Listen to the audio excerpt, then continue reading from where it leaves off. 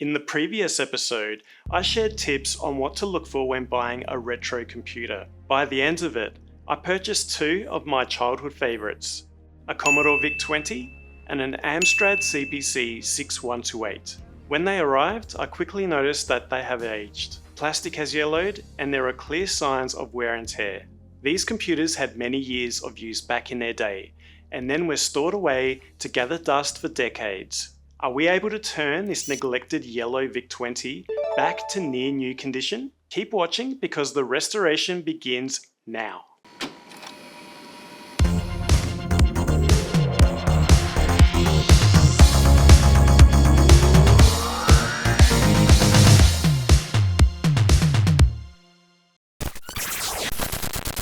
Hi there and welcome to Evan's Retro Lane. Buying a retro computer is fairly easy, but it often requires some restoration. These computers are over 40 years old, making it a challenge to get them working and looking the way we remember. Not knowing their full history adds another layer of difficulty as we need to ensure they're safe to use.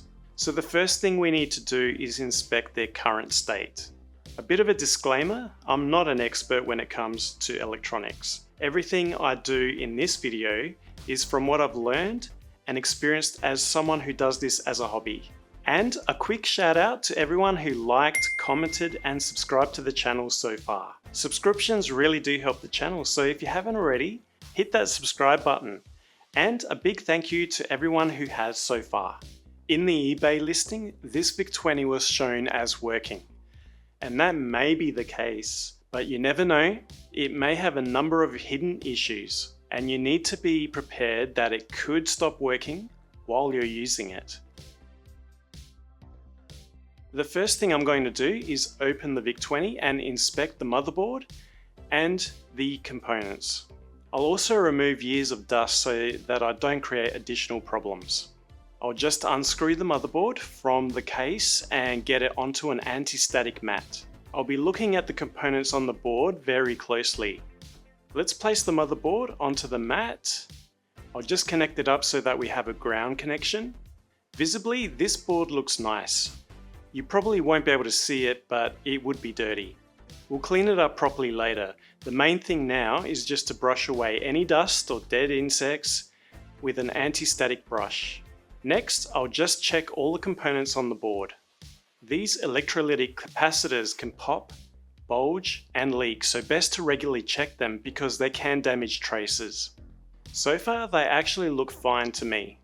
I did order a pack of capacitors for this revision motherboard just in case I need to replace them. So I'll keep these aside for now. I'll quickly check for whether any ferrite beads or ceramic capacitors have blown. And it looks like they're all okay as well. Some of the ceramic caps have some discoloring. It could be a sign of age or overheating. The final thing I'll check before we turn this on is the power supply. Now, it is common knowledge that this 9V AC power supply is reliable because the voltage rectifier is actually in the VIC-20 right here under this massive heatsink. This converts the 9V AC to DC. Typically, these are in the power supply. Now, I'll just quickly check the power supply is providing around 9 to 10 volts and nothing too extreme. And that looks okay. The reading is around 10 volts. From what I've read online, it isn't a big deal. Once there is load, it will drop. Okay, now that we can assume this is safe to use, I'll reassemble the VIC-20 and connect it all up and observe its behavior. Turning it on, the LED turns on. Boot up sequence usually takes around 3 seconds. This took a little longer. Apparently it is normal for this older VIC-20. If it takes longer than that, there may be a capacitor on the way out. But other than that, it does indeed boot. Let's check the keyboard. It kind of works. There must be a lot of dirt and dust stopping some keys from making good contact. Alright, now let's turn off the VIC and let's run some diagnostics on the internal chips using the dead test built into the Penultimate 2 Plus cartridge. Running the dead test checks all the RAM, the color RAM, the character, basic and kernel ROMs. I'll run it for a few more cycles. So all the chips seem to check out okay. One final test, let's start up a multicolor game. How about one of my favorites, Gorf? I'm looking to see whether the multicolor mode on the VIC works. Sometimes you may have a partially working VIC. So even though it boots up fine and it appears to work in the default high resolution mode, there could be a hidden issue. And it looks like it works just fine. And I can confirm the sound is working as well. While I'm doing this, I thought I'd check the QuickShot joystick as well. And surprisingly, it works. What about that dataset? Let's connect that up and test loading a program from that single cassette I got in this bundle. Well, it looks like we have a working dataset as well. Just needs a good clean. Now that we've done the inspection and high-level test, it's time to disassemble the VIC-20 for cleaning. To start, we flip it over and remove the 3 screws from the bottom of the case. We then carefully flip it back so that the keyboard faces up, and gently lift the front up, like the bonnet of a car, ensuring the 3 hooks holding the case together at the back lift away gently. I can see that one of the hooks are broken.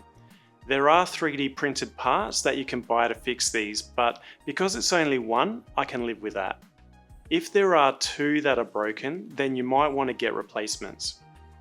Next, we detach the keyboard connector and the power LED connector from the motherboard. This silver cardboard is meant to be an RF shield, but given it isn't effective and becomes an even bigger heat trap, I'll be removing it and leaving it out. Next, we unscrew the motherboard from the bottom half of the case. It actually looks to be in very good condition. I'll mention again, check the capacitors because when they go bad, they can leak and corrode traces on the motherboard. Next, we unscrew the keyboard from the top half of the case. Next, let's remove the LED. I've ordered a new replacement to fit back later. Alright, now that we've disassembled the VIC-20, let's focus on the plastic case. Let's see how much of this dirt can be wiped away just from using regular household cleaning sprays like Windex, starting with the top half. Now for the bottom half.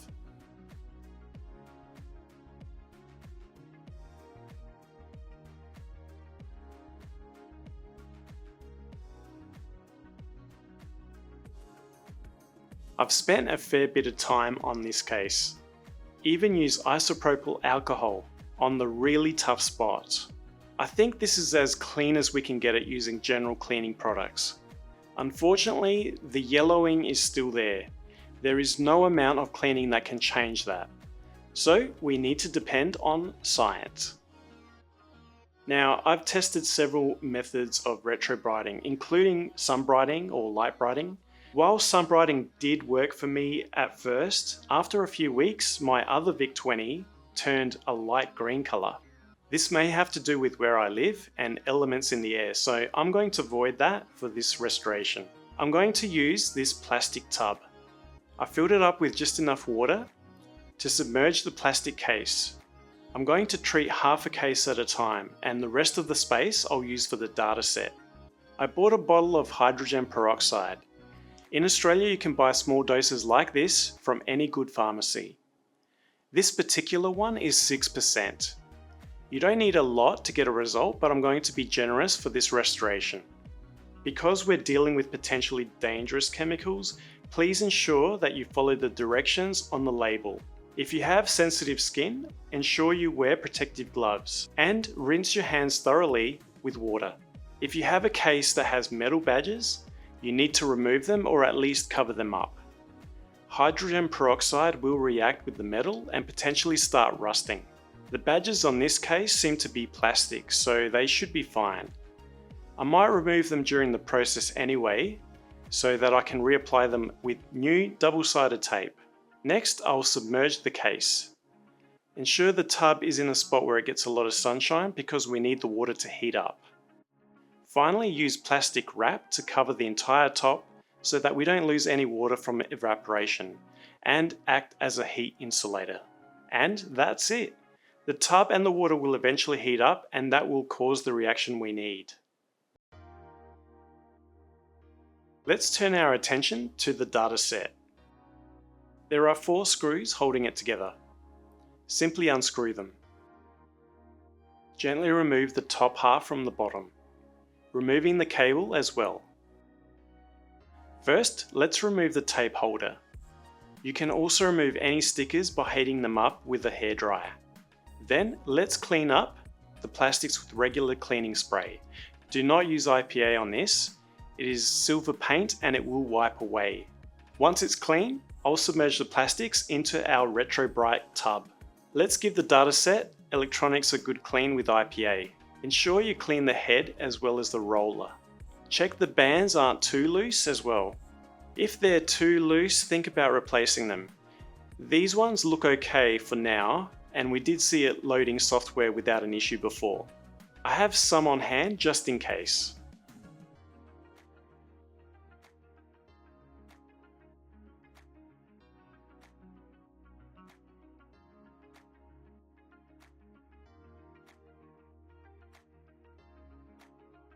Now for the keyboard.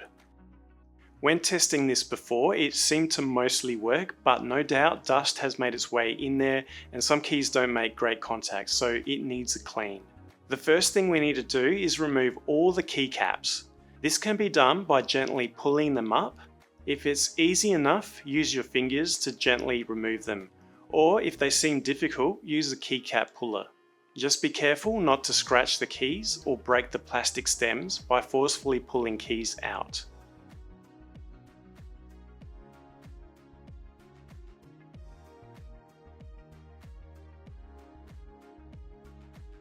I keep the keys and the springs in order on my mat, so I can easily place them back later. And finally, we remove the spacebar, which just has an extra metal bar holding it in place. Also, keep this spring separate from the others as it is different.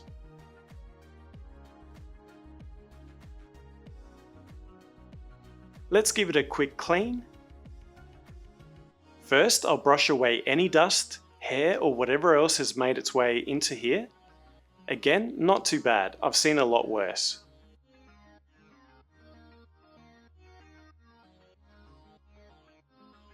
Now to get to the contacts that sit under these stems, we need to remove the back plate. So that means removing all these tiny screws. But before we do that, we need to desolder the shift lock key. It's wired in like this because the key has a locking mechanism, which you don't see on keyboards anymore.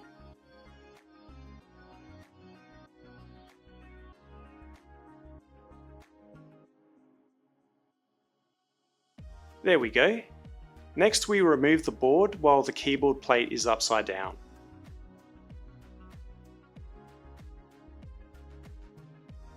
And we give it a clean with the IPA.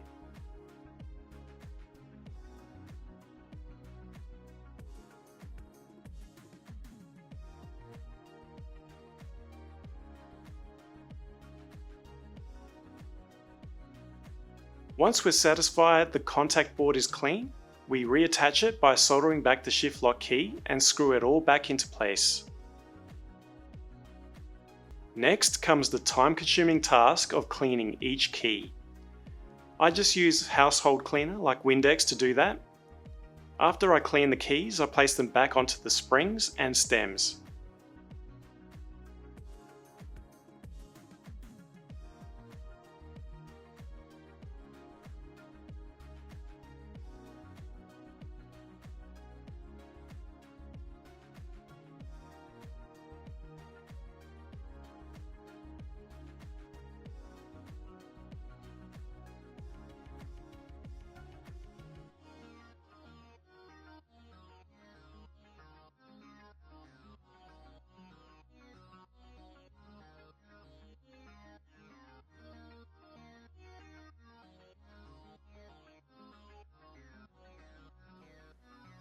Looks as good as new.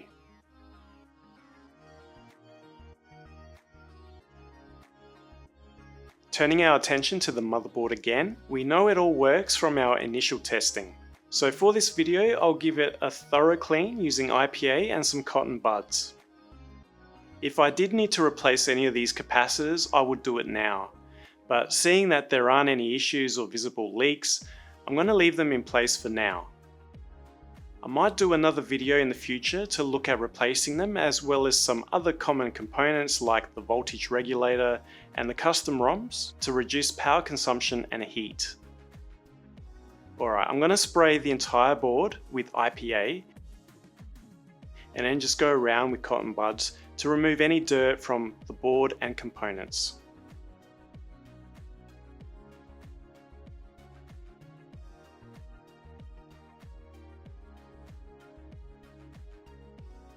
Another good thing to do is remove the socketed chips and give the sockets a good clean.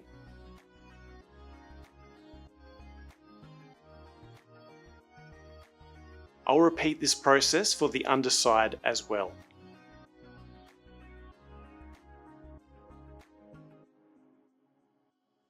There we go, it looks brand new.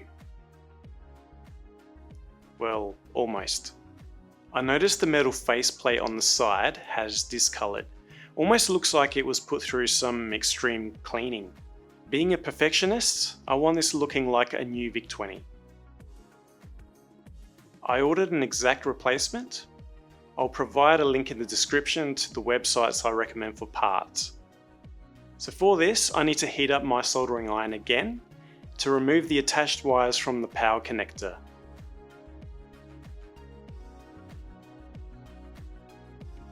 Then we solder in the replacement. And our motherboard is ready to go with a new side plate. Now for the QuickShot joystick. From what we saw, it does work. The buttons and movements were okay, but didn't always register. According to the Center of Computing History, the QuickShot 1 was the world's first ergonomic joystick, so it deserves some love and a place in my collection.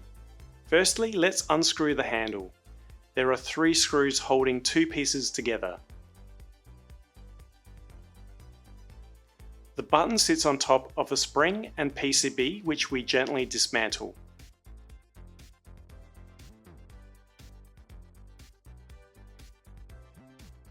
Now we just remove the 4 screws from the bottom of the base.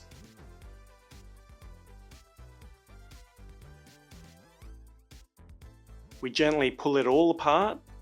From here I can access the inside of the base and the PCB. I'll give this all a clean with IPA and cotton buds.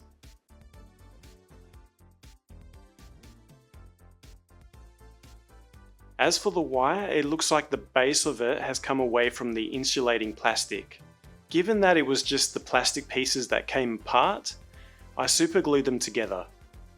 If for whatever reason the cable is beyond repair, or you determine there is a break in the cable somewhere, you can buy a new DB9 cable. I had to do this for a joystick I bought a while back, which wasn't registering the right direction. And now it's as good as new. Now we just tuck it into the base properly and ensure the cable is held in by the plastic clip here. I'll clean all the plastic parts and begin reassembling the joystick.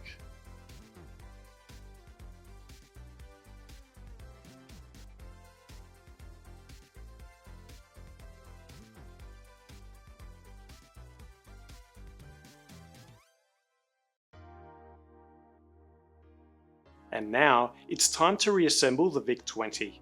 I've removed the plastic case from the hydrogen peroxide bath, washed it down, reapplied the badges, and it looks great.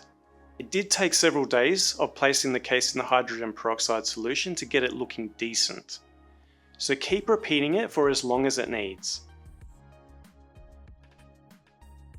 We'll start by placing the motherboard back into the bottom half of the case, making sure we place back all the correct screws, and remember not to tighten the screws too much. Next, we'll put that aside and reassemble the top half. I've already reapplied the original labels with double-sided tape. I did buy new labels just in case I ruin the originals. I'll leave all the links to the extra parts in the description. I'll fit a new LED into the case just to make it that little bit brighter. If you want, you can purchase blue or green LEDs, but I like my VIC-20 to look authentic. To finish, we ensure this plastic ring secures the LED in place.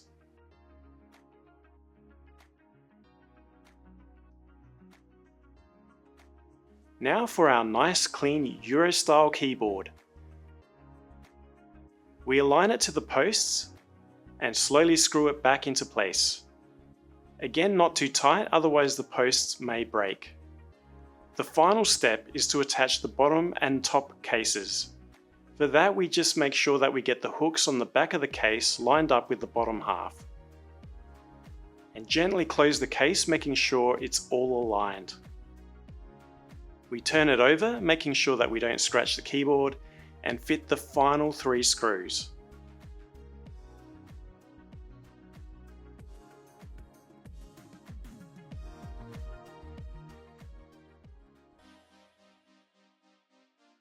Alright, now for the moment you've been waiting for. But before we see our final result, let's look back at what we started with. We knew the VIC-20 was in working condition, but that didn't mean we were out of danger. After close inspection, it could operate without issue after a good cleaning. The plastic case, although structurally sound, looked awful.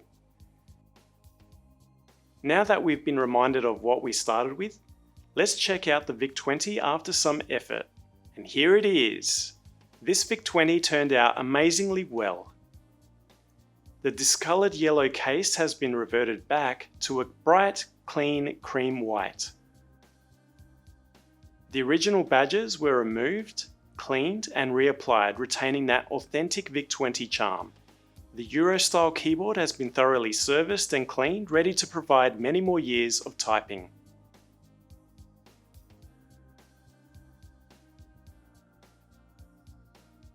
And as for the blotchy yellow underside, it is now a bright, clean cream white.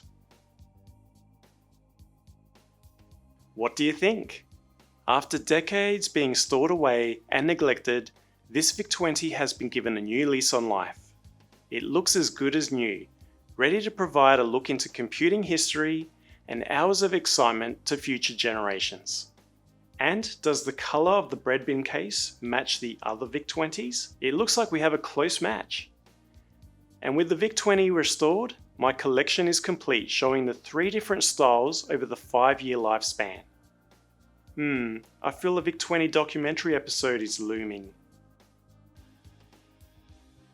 It really is a good feeling when we're able to restore something back to its original state. Granted, I didn't have major issues getting this VIC-20 up and running, but even if we were to replace capacitors or even faulty chips, that can be done fairly easily. I hope you enjoyed this small restoration project. How do you think it went? Maybe you have something retro laying around, or maybe you now have the confidence to go and buy something that needs some work. Let me know in the comments. If you made it this far, thanks so much for watching. If you haven't already, click on that subscribe button to be notified of new episodes. Speaking of which, next I'll be looking at the Amstrad CPC 6128. I'll see you then.